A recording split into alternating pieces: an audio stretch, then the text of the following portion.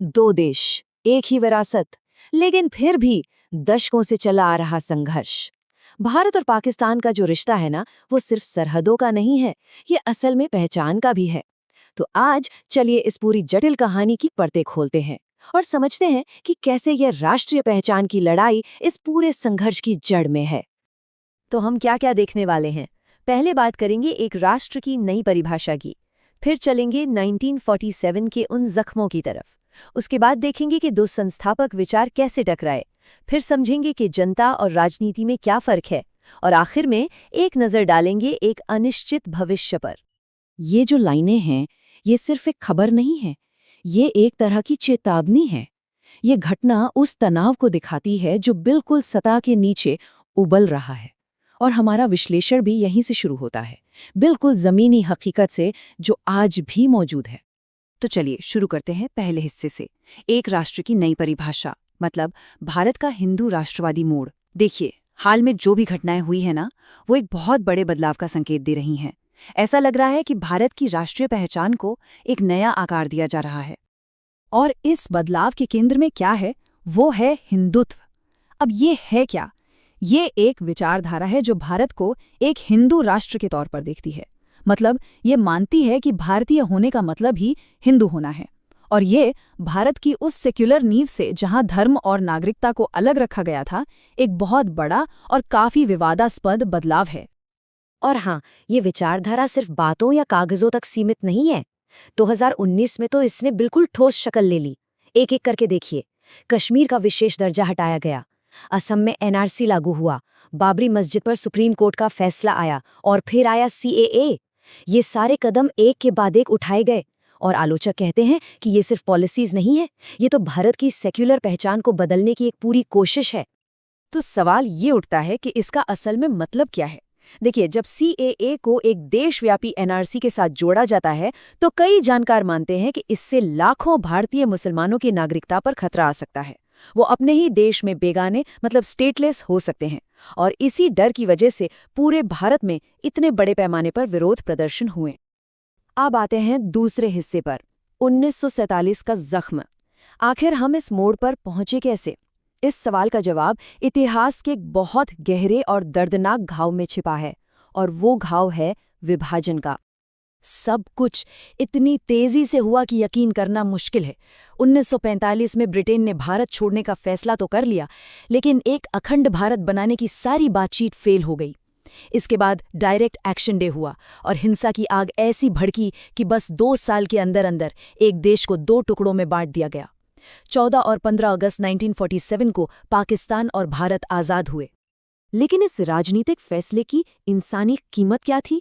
वो चौंकाने वाली थी। सोचिए, लगभग 2 करोड़ लोग रातों रात अपने ही घरों में अजनबी बन गए। उन्हें सब कुछ छोड़कर जाना पड़ा। ये इतिहास का सबसे बड़ा रिफ्यूजी संकट था। और सिर्फ इतना ही नहीं, इस उथल-पुथल और हिंसा में करीब 20 लाख लोगों की जानें गईं। ये एक ऐसी त्रासदी थी जिसने आज तक दोनों देशों की रूह पर एक गहरा निशान छोड़ा हुआ है। तो अब आते हैं हमारे तीसरे हिस्से पर, 2 संस्थापक विचार। देखिए, विभाजन ने सिर्फ जमीन पर एक लकीर नहीं खींची थी, इसने 2 बिल्कुल अलग और अक्सर एक दूसरे से बिल्कुल उल्टे राष्ट्रीय विचारों को जन्म दिया। पाकिस्तान की बुनियाद रखी गई थी 2 नेशन थ्योरी पर, यानी द्विराष्ट्र सिद्धांत। इसका सीधा सा मतलब ये था कि हिंदू और मुसलमान 2 अलग-अलग कौम हैं, उनकी सामाजिक व्यवस्था अलग है, और इसलिए एक देश में उनके साथ बराबरी का बर्ताव नहीं हो सकता। ये वो विश्वास था जिसने पाकिस्तान को जन्म दिया। तो यहाँ पर 2 बिल्कुल अलग-अलग विजन आमने सामने थे। एक तरफ भारत का विजन था जो गांधी और नेहरू के आदर्शों पर बना, एक सेक्युलर मल्टीकल्चरल देश जहाँ नागरिकता का धर्म से कोई लेना देना नहीं था। और दूसरी तरफ पाकिस्तान, जिसे दक्षिण एशिया के मुसलमानों के लिए एक घर के तौर पर बनाया गया था। इसकी पहचान 2 नेशन थ्योरी, इस्लाम और अक्सर एंटी इंडियनिज्म पर टिकी थी। मतलब ये दोनों देश शुरुआत से ही एक दूसरे की विचारधारा के बिल्कुल उलट खड़े थे। लेकिन देखिए, असलियत ना हमेशा विचारधारा से ज्यादा पेचीदा होती है। और यहाँ एक हैरान करने वाली बात है, 2019 के आंकड़ों तक पाकिस्तान से ज्यादा मुसलमान भारत में रहते थे, अब ये जो हकीकत है, ये अपने आप में टू नेशन थ्योरी के लिए एक सीधी चुनौती थी। ये इस बात का जीता जागता सबूत था कि हाँ, हिंदू और मुसलमान एक साथ रह सकते हैं। चलिए, अब चौथे हिस्से पर आते हैं, जनता बनाम राजनीति। अच्छा, सरकारों और बड़ी बड़ी विचारधाराओं से हटकर अगर बात करें तो आम लोगों के बीच क्या माहौल है? तो सबसे बड़ा सवाल यही है कि क्या भारत और पाकिस्तान के आम लोग वाकई एक दूसरे से नफरत करते हैं? इसका जवाब इतना सीधा नहीं है, हाँ या ना में नहीं दिया जा सकता।